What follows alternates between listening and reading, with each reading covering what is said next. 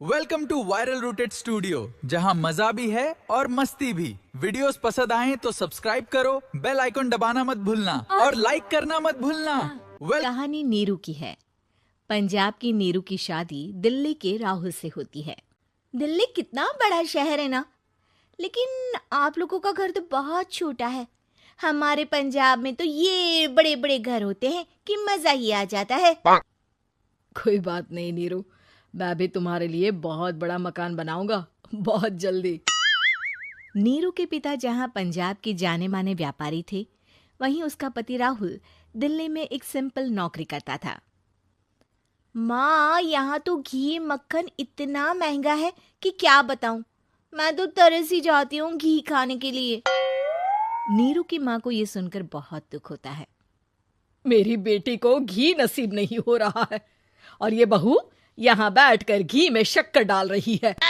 देख वनिता, मैं साफ कह रही हूँ, इस घर में जितना घी आएगा उतना ही मेरी बेटी के घर दिल्ली भी जाएगा। अरे ये क्या बात होती है माँ जी? बेटी का उतना ही करो जो अच्छा लगे। अब क्या मायके से घी और मक्खन तक की सप्लाई करोगी आप? हाँ, मेरी बेटी किसी चीज को तरसे मुझसे बर्दाश्त नहीं होता। अब क्या था, नीरू के मायके में 2 किलो घी आता तो 2 किलो दिल्ली जाता नीरू के पास। एक दिन, माँ बड़ी गर्मी पड़ती है दिल्ली में। इस घर में तो एक ही एसी है और वो भी ड्राइंग रूम में। सारा परिवार एक ही कमरे में सोता है। हाँ बेटा, वो तो हर घर की कहानी है। यहाँ भी एक ही एसी है। अरे बिल इतना आता है कि क्या बोलूं। तभी वहां राकेश आ जाता है। माँ, थोड़ी देर में यहाँ कुछ प्लम्बर आएंगे मेरे कमरे में एसी लगाने। जरा ध्यान से लगवा देना ना माँ। ओए, ऐसे कैसे तेरे कमरे में एसी लगेगा? हाँ राकेश, एक बार बात तो कर लेता। अरे पापा, वो वनिता को गर्मी में नींद नहीं आती। ड्राइंग रूम में सबके साथ सोने में वो अनकंफर्टेबल है, इसलिए। अरे पूरे परिवार के साथ वहां तेरी बहन नीरू भी तो सोती है।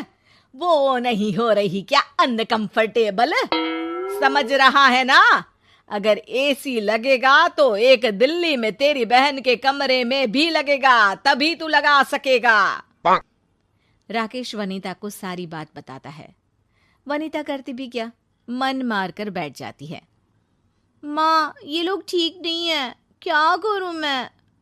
अरे बेटी, यहाँ आ जा, तू यहाँ आकर रह ले। अरे छोड़ दे ऐसे पति को। कैसे छोड़ दूं माँ? समाज क्या कहेगा, लोग क्या कहेंगे?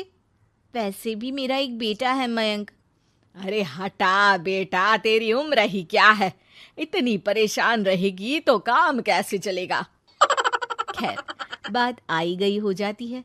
माँ को लगता है कि नीरू ठीक है, तो वहीं नीरू के मन में एक ही लाइन चल रही होती है, यहाँ आजा। माँ ने तो बोल ही दिया है कि यहाँ आजा। बस मयंक थोड़ा सा बड़ा हो जाए, इन गरीबों को छोड़कर मैं वापस माँ के पास ही चली जाऊंगी। वो इसी सोच में बाजार में चल रही थी कि मैम, आपका दुपट्टा जमीन को छू रहा है। नीरू जैसे ही उस लड़के की तरफ देखती है, देखती ही रह जाती है।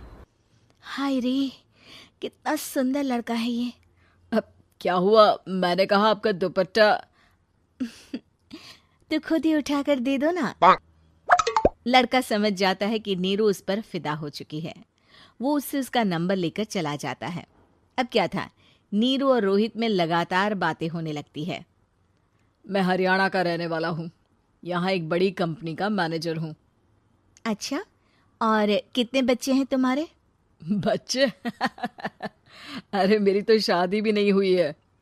तुम बताओ, शादी करोगी? नीरू शर्मा जाती है। अब लेकिन मैं तो पहले से ही शादीशुदा हूँ। मुझे फर्क नहीं पड़ता, बस तुम शादी कर लो, भाग चलते हैं। बहुत पैसे वाला हूं मैं, हमेशा खुश रखूंगा तुम्हें।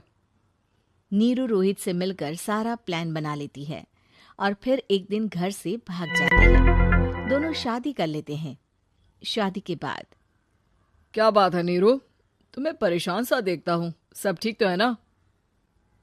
हाँ, सब ठीक है।